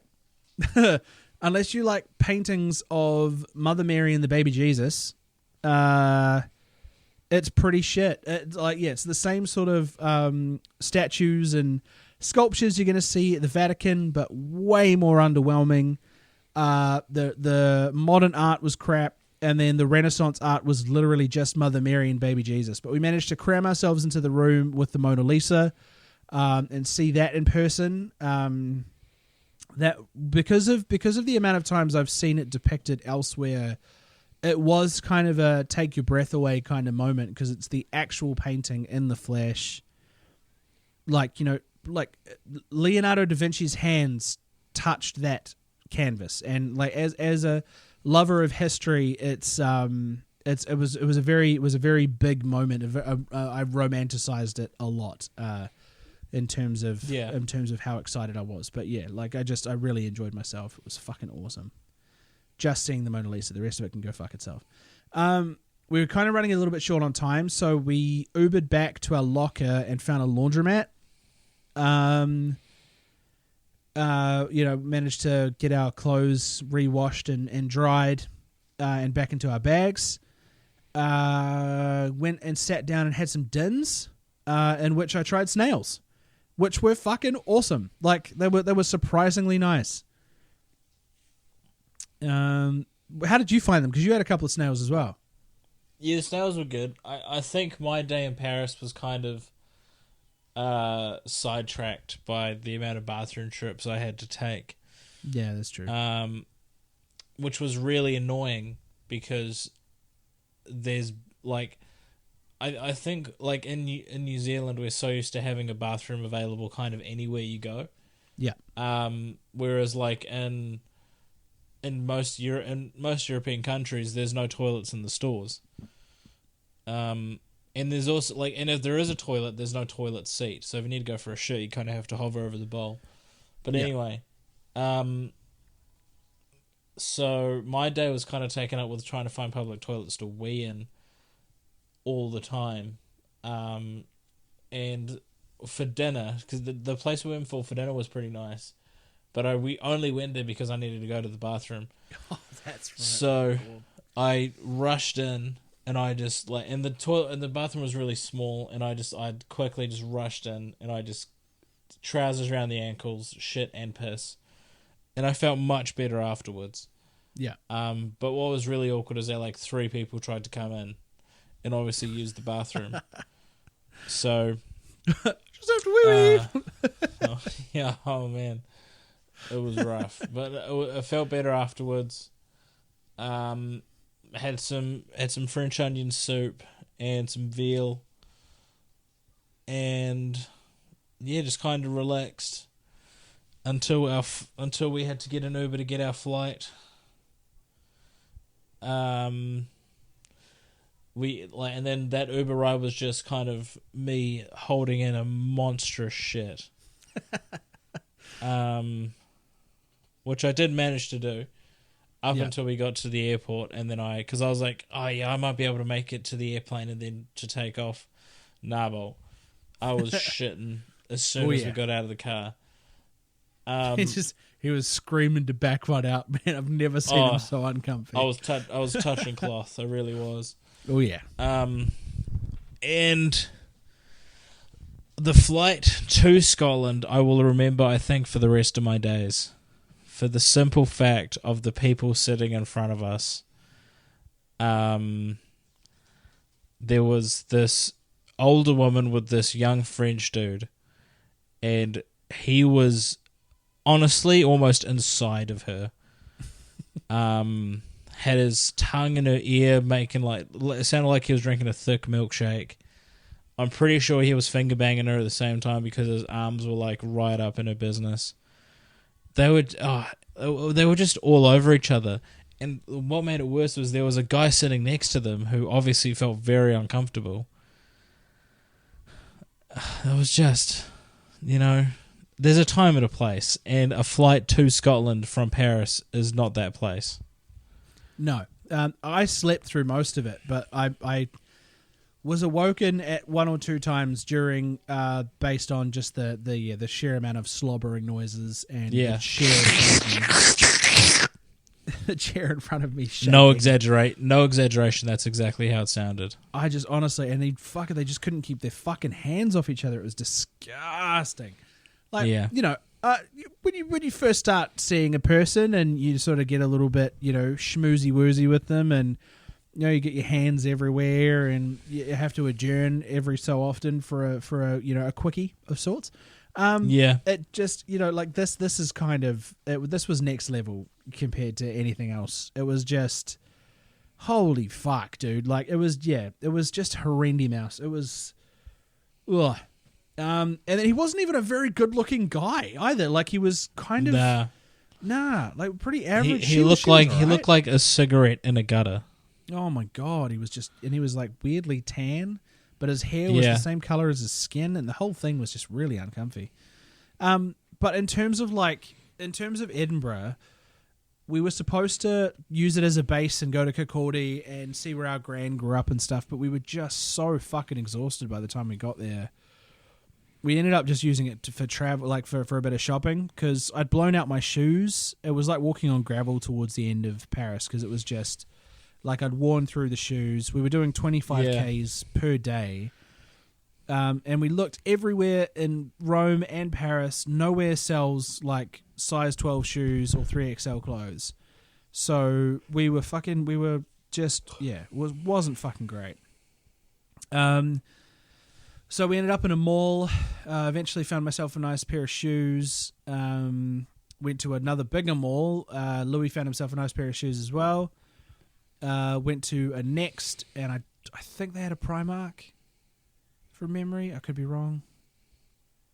I think they had a John. We went to a John and Lewis. They didn't have a Primark, but That's right. We did, but then that next store was next level, I'll say. Oh yeah, I've been online since, and there's no way now that we're back home I could ever see myself affording a lot of the stuff that they sell, because when it's in pounds, it doesn't look like it costs that much, but when it's in fucking When it's in dollary dues, it just How much was it in dollary dues? Oh my god! So the snake shirt that I got with the big patch on the back, that was £40. So roughly $90. Yeah, pretty bad. But when you're in holiday mode, no, because Afterpay's Australian. They call it something else. I think they call it ClearPay. Is it the same company though? Like if you were to buy something, honestly, it's the exact same fucking like color and symbol. Okay, maybe it is the same. That's dangerous. We tried Wingstop for the first time in Edinburgh as well. That was really nice. It was good. They need to bring a Wingstop to New Zealand, I think. They'd make some good money. We went and checked out the Royal Mile, known for being like the road leading up to Edinburgh Castle, and there's bagpipers and buskers and owls being held captive for photos. Yeah, you weren't really digging it at that point. It was very cool. It was like going to Edinburgh Castle was cool and seeing all the sights, but I was slowly getting a real bad headache, and it was really fucking annoying. Yeah, I think the jet lag was really catching up at that stage because we hadn't really stopped. So, yeah, like it was. Yeah, I don't know. And then the trip out was probably the worst. Like we went and had like I had a haggis burger that was fucking amazing, and a couple of quiet quinoa, and then we went back to the Airbnb. And originally I was going to go back out again, and I was going to go like catch a train over to a certain place and go see a football game and whatever else. But oh god, as soon as my head hit the pillow, like to lie down for a second, I was fucking out to it. I was gone. Yeah. And which kind of worked out really well because we needed to be up quite early for the last leg of the flight. And then that's kind of where disaster struck again, unfortunately, because the people at Edinburgh Airport are miserable cunts, and I fucking hated that experience. It was the fucking worst. So, to begin with, you got stopped. Oh, yeah. How the fuck did that end up happening again? So basically, my bag got caught up because the book that I got, it was the United Stadium tour book, whatever it was, that got caught up, and it looked suspicious. So my bag got pushed right to the front of the queue to have a look, for the security people to have a look, and then it got moved to the back, and I was like, what the fuck? So I audibly said quite loudly, I said, fuck's sake, because it just took ages for them to do anything. There were two dudes checking the bags. Then there was one dude checking the bags. And then when he got to check my bag, he pulled out the book and said, oh, it's all good. Unpacked basically my whole bag, so I had to go and repack it to get myself ready for the flight back to London. And I was really cranky because it was like, you cunts have just fucking like... I've been through TSA in America, and as much as there's like you have to go through so many more hoops, they're at least a bit more fucking informative about it, and like even a little bit quicker than that. Yeah, they're not trying to waste your time, which is kind of the vibe that I got from the people that were checking. So yeah. I got priority boarding so that I could get an extra sized bag, like a bigger bag. This foreign chick comes up. She's not Scottish. She's fucking Eastern European or something. I don't know what it is with Eastern European women. They fucking hate me. It's a weird thing. Eastern European women and I do not get along. I don't like them. They don't like me. I don't know. It's just one of those things. I find them pretentious and awful. I just can't fucking stand them. Anyway, so she comes up, sir, I need to check your bag. And I said, no, you don't. It's gone through, Rome and Paris and been absolutely fine with Ryanair the entire time. I do not need to check my bag. Sir, this is Scotland, not Europe. You need to check your bag. And I was like, you've got to be fucking kidding me. So if it, and basically the consensus is if your bag is too big, you will end up having to pay £75 and they put your bag on the fucking plane anyway. So, like, it makes zero difference. But she checks it. Apparently, it's too big. Okay, fuck me, I guess. I take out a jacket and a hoodie and I put it over the top of the hoodie that I'm already wearing. And then I put it back in the thing. Sorry, sir, it's too big. So I took out a pair of pants, chucked the pair of pants on underneath the jacket. Sorry, sir, it's too big. So I took out my satchel bag. I put in my headphones, my Game Boy, a bunch of trinkets and shit that I'd collected for the kids, and a few other bits and pieces, and I put my satchel on. And at this stage, in the bag was four items of clothing, a book, and my charger. That was it. And so I put it back in there, and she's like, sorry, sir, it's too big. And I pushed it right in, and I was like, you are fucking taking the piss out of me at this point, lady. My flight's about to leave, and you are not getting 75 quid out of me. And I started to get a little bit fucking frustrated with her. She's like, oh, fine, just go then. And I was like, honestly, I hope you have the worst fucking day possible. And I picked up my bag, and I stormed off. Because she was just being a cunt. Like, it would have been absolutely fine in any other realm. Like, it's just closed. You can squash that shit. But it just, like, Edinburgh Airport was fucking abysmal, and I honestly hope they sort their fucking infrastructure out, because it's disgusting. Cut to the incredibly crammed bus that we had to get on. Yeah. And I take the shoulder bag off. I'm sweating. Like, I'm in a fop sweat. I'm wearing that many fucking pairs of clothes, or that many items of clothes. And I'm in a fucking fop sweat. I'm not enjoying myself. And I get off the bus with my bag, get on the plane. We go to take off. I realize I've left my shoulder bag on the bus. This has my headphones in it. It's got my Game Boy. It's got my trinkets and other bits and pieces. And thankfully not my passport. So I kind of, at one stage or another, was like, fuck, there's nothing I can do about it. Came to terms with it, yada, yada, yada. And then halfway through the flight, there was a call over the intercom asking if anyone had left a black leather bag on the bus, and thankfully they'd brought it on board, and I was reunited with all of my things. So I was pretty fucking stoked. It was a bit of a day brightener.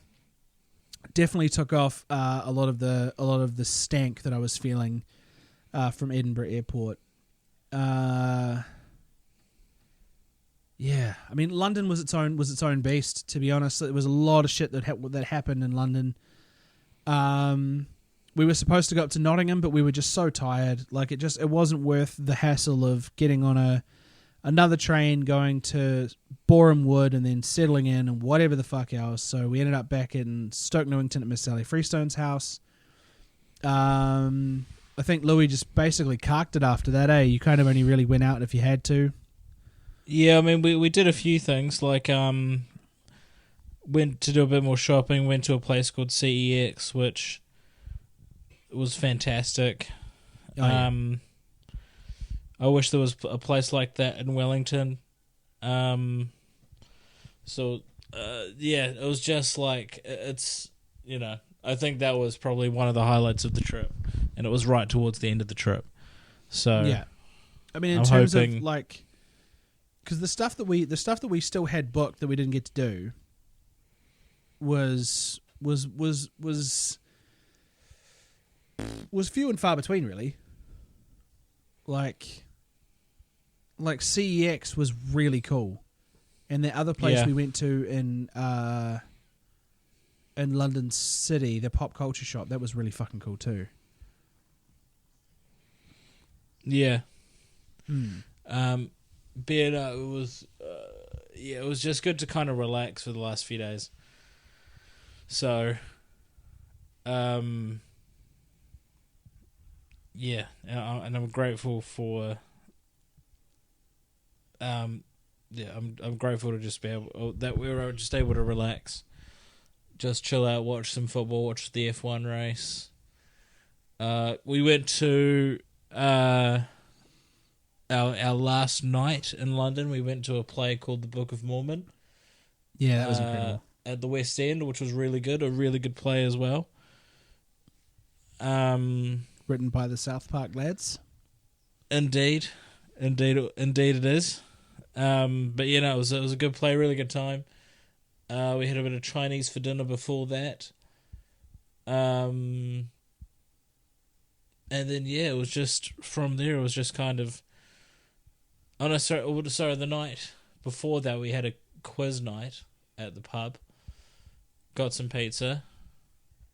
It was just a really nice kind of relaxing last few days in London before the dread of having to get on more long haul flights back home.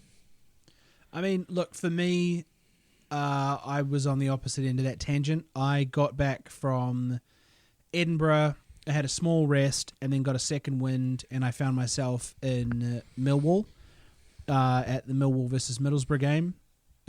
Sat with the Millwall fans. Millwall won 1-0. Whenever all the fans were leaving the stadium, I was adopted by a couple of Millwall fans who took me to the train station. We went to the shops and other bits and pieces before we went to the train station. Talked about the travels and all that kind of stuff, and was made an honorary member of the Den. So I find myself checking on Millwall's score and just I follow them on Instagram and stuff. It reminds me of good times, which is great. Ended up joining in a couple of the chants and other bits and pieces. We went to the train station. We went from wherever the Millwall station is to London Bridge. And as we were coming down the escalator, there was a Middlesbrough fan who was also on the escalator, took exception to one of the lads cheering in his face and threw a punch. And then the guy threw a punch back, and there was a bit of a brawl, and then the cops kind of mobbed us, but I managed to kind of slip away undetected and unarrested, thankfully. But yeah, so that was pretty fucking insane. It's great atmosphere, championship games, great atmosphere. And what was it? Oh yeah, and then I went home and I was just so addicted to the idea of being around that atmosphere of football that I went online to see what other games were happening, and I happened upon Birmingham City versus Peterborough for the EFL Virtue Cup final, and it was at Wembley, so I was like, I mean, fuck, I've kind of got to go. Like, it was 75 quid for the ticket. I didn't really have a lot of money left, but I was willing to put something towards, like having, a few more memories to go home with. Ended up sitting in this really nice, like, padded seat area. I didn't realize how flash the actual seats were, but they were the only tickets really left remaining. Sitting with the Peterborough fans. Free kick was scored by one of their young boys, and fuck, what a free kick. Like, just an insane effort. The whole stadium erupted, and then they scored again in the second half. I was dubbed their lucky mascot, so a couple of the boys, I got shouted a few beers, and that was fucking awesome. And then, we did the Natural History Museum as well. That was pretty cool. We got to see some shit that was like millions of years old, not just like, that sort of like in terms of interactive stuff to do. Te Papa is actually better. Like in Wellington, Te Papa is better. But in terms of actual artifacts that you get to see, like if they could incorporate the same level of interactivity that they do at Te Papa at the Natural History Museum, they would be onto something crazy. But I mean, where else in the world are we going to get to see a mammoth? And I'd never seen a dinosaur skeleton before. We got to see like a tooth from one of the early hominids that was like millions of years old. That was pretty crazy. Where else am I going to be able to buy a dinosaur helmet? Yeah, fuck yeah. And wear it around so all of the people look at you like you're completely special needs. Yeah, that filthy look I got from that old chap was the best one. Oh, yeah. Because I was also walking around with a big chocolate coin. So... Because you'd earned it. You've been a good boy. People just need to have a bit more fun when they go to a museum. Yeah, they really do need to chill out, eh? Like, it's a bit much. I can't remember where we stopped to eat, but we had a little bit too much to eat. Shock horror. And we went and had a lie down in Hyde Park on the grass. That was kind of wholesome. Yeah, that was... Where did we go? Actually. Yeah, I can't remember, but we were like... I remember being very full, so we ended up lying down for a bit in Hyde Park. Yeah. And yeah, that was really wholesome. That was a nice little moment. And then did the quiz night with Penny and Miss Sally at the Shakespeare. A few too many Ginwa later, toddled home, and not a great quiz score either. One of the questions We Penny, did our I think, best. was a little bit. Yeah, I think Penny was a little bit pissed towards the end because I think she just yelled out malaria for one of the answers. And She did. Yeah, there was something about a sculpture. Something about a sculpture, and she said malaria, and I was like, "Oh, you gave it a go." That's right. Yeah, okay. You gave it a stab, love. Went to Paddington Station in London, and got a photo with Paddington himself, which was Indeed. adorable. Yeah. Managed to pick up Mum a Paddington equipped with red Wellingtons as well, and she was beyond stoked with it. She loves it so much. Chilled at Miss Sally's for the last couple of hours, and then they took us to the Elizabeth line. It was a bit emotional towards the end, I think. I really enjoyed being at Miss Sally's house, and Miss Sally really enjoyed having us there. So it was kind of nice. Tears were shed on both sides, so it was a little bit wholesome. The rest of it was really a blur, eh? I don't really remember much of the 14-hour flight. Outside of, I don't even remember the 7-hour flight. I remember running to the gate to get to our 14-hour flight. So it was essentially 21 hours of flying all in a row. Yeah, without being able to have a shower. Yeah, that fucking sucked. And then getting into Melbourne, and having a splitting fucking headache. Paying for lounge access so I could have a shower and a continental breakfast, and that absolute GC at the front counter letting you in without charging you. Yeah, that was pretty dope. Yeah, that fucking rips, dude. There. Oh, dude, absolutely. Because the public shower at the Melbourne airport, as you could lock it and it was fine, but the guy before me took a shit, I'm pretty sure, and the toilet wasn't working. So you just left it in there. And I had my towel from Abu Dhabi that I just left in there because it was fucking, the whole floor was wet. Just rank. So. And to contrast that, I had a nice big fluffy towel and some nice smelly fucking body wash and shit. It was quite nice. It was real fine. nice hot shower. Yeah, it was good. Yeah, and then the flight was barely anything because we'd been so used to everything else.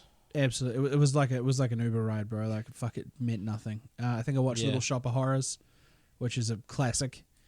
And I fucking nodded off at one stage as well. I was asleep in the lounge. I've got some good photos of you snoozing. Oh yeah. There was the weirdest part about it. So like United semi-final, one of the best games United's played in years. We were 3-1 down or 3. So we were 2-0 up, then it was for 2-2, then we were 4-2 down, and then we came back to win 5-4. Yeah, so when Louis was keeping an eye on the score, we couldn't really find anywhere to watch it, so we were 4-2 down, and I went to sleep. Like, I was lying down, and I was just like, oh, okay, yep, sweet as. And like, I'm so used to United not doing good in anything that I just was like, oh, okay, sweet as. And I kind of closed my eyes and nodded off. Woken up to, hey man, it's time to go on board, and also United came back and won 5-4, and I was just like, what the fuck? So I ended up having to watch the highlights and shit, which I was really, really stoked with for obvious reasons. And then bring on the semis this Friday. Actually, I'm going to try and track down maybe a DAZN subscription or something. But yeah, and then the flight to Wellington was crazy. Didn't feel like fuck all. Louis obviously managed to, after a quick visit to Mum, Louis managed to get home safe and sound, and then after 2 hours of pretending like I wasn't falling asleep, got home and basically just had dinner and jumped straight into bed. It really didn't feel like it was real for the first couple of days, and then it was kind of sweet as after that. But in terms of like, I don't know about you, man. Like I think about this shit quite deeply, and I let it affect me in positive ways only. Like I don't let it affect me in ways that are going to damage me and my mental health. But I learned that life exists well beyond the confines of New Zealand and Australia. Like in hindsight, it's always an obvious thought that, you know, life exists outside of Australia and New Zealand, but without the knowledge of day-to-day movements of people, you never really understand what it's like outside of this little, you know, utopia that we apparently have for ourselves. You know, I also, like, right at the start of the pod, I talked about how the sort of hard-fought victories in Oceania in regard to music seem so small in comparison when you just take your craft and go elsewhere. Like, if you want to make it, you really have to get out of here because, unfortunately, you're just not going to do it here. Like, if you really want to make it, you need to get out of here. Like, don't stop in Australia, just keep going. The States, UK, somewhere in Europe where you can, like, make a foundation and build a fan base. Because New Zealand's just not the place. Australia's not the place. You have to slog your guts out. The Datsuns went to the UK. The Dudes went to the UK. The D4 went to Japan. She-Hard went to Melbourne. They tried the US and they fucked it up, so they had to settle for Oceania. Fucking, what's that? There's that metal band that only sings in Māori. Alien Weaponry. They do Europe. That's their big thing. They do big open air festivals and metal festivals and shit because they're a spectacle and people love to go and see it. Devil's Skin have got a really good rep over in the UK as well. You know, like it's all outside of here.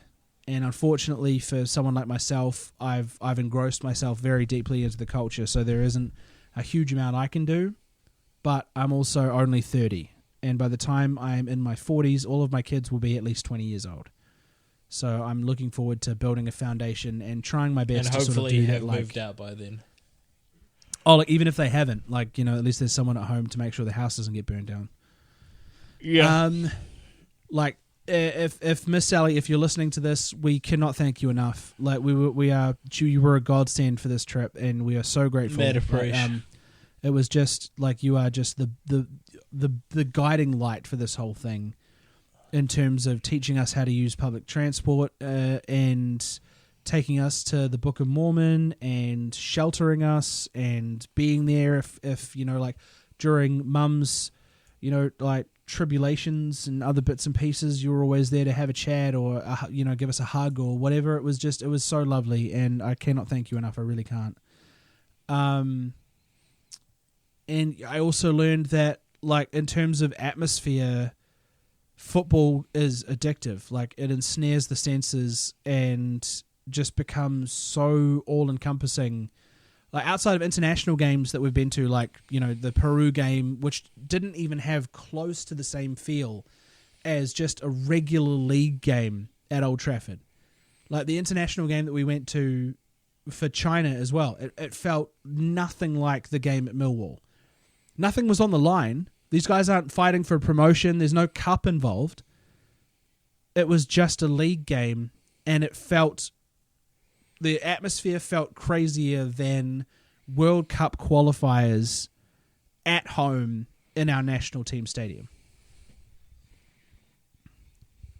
Yeah. So, I think it's just because the culture is more ingrained over there than it will ever be here. Oh, 100%.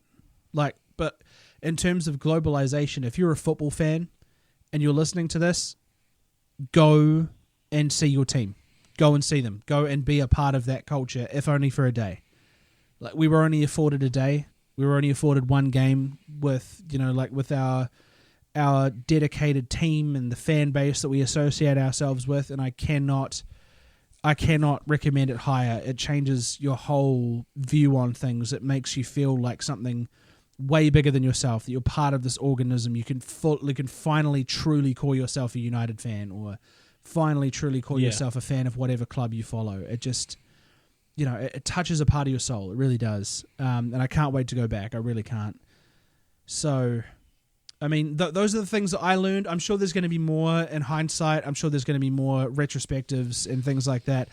I'm really grateful to not only Miss Sally, but to Mum, to you, Lewis. Like, like you put up with a lot of shit over the course of this trip, and you fucking equally put me through a lot of shit with this trip and stuff. Like, I feel like without you, it would have been a whole lot less special because I had someone to bounce off. I constantly had someone to banter with and enjoy my time. Had I done it by myself or even with my wife, it wouldn't have been anywhere near as fun, I think, because you made it fun. And I really do appreciate that, man. It made my 30th one that I'll never forget. So, yeah, stoked. So it was a good trip, dude. I've got nothing but good things to say about it. Good experience. Yeah, I mean that. I just try to ignore that now. Yeah, fair enough. But nothing. Yeah, no, just a good experience. Good to be home. Unfortunately, it's back to responsibilities, but it's just nice to, be in my own bed, I guess. Yeah. But yeah, honestly, just a real solid trip all around. Yeah, honestly, I can't wait for the next one. Like, I'm thinking Japan. I'm thinking Japan and a big old family trip. Yes, indeed. But yeah, no, it'll be... All right, ladies and gentlemen, it is currently 10 past 11 on a fucking Tuesday. We've been going for just over 2 hours now. We hope you enjoyed this bumper episode of the Oosh Brothers podcast. We should be back to regular programming as of next week, hopefully. We'll see how it goes, just with one thing and another. Mum's heart attack, like family things that have been popping up recently. We'll see how we get on. But I am going to wish you a traveler's oosh. I'm just going to wish you guys a regular old oosh. I think it's probably for the best. All right, team. Just the regular oosh. Just a regular oosh, but regardless, yeah, oosh. Oosh.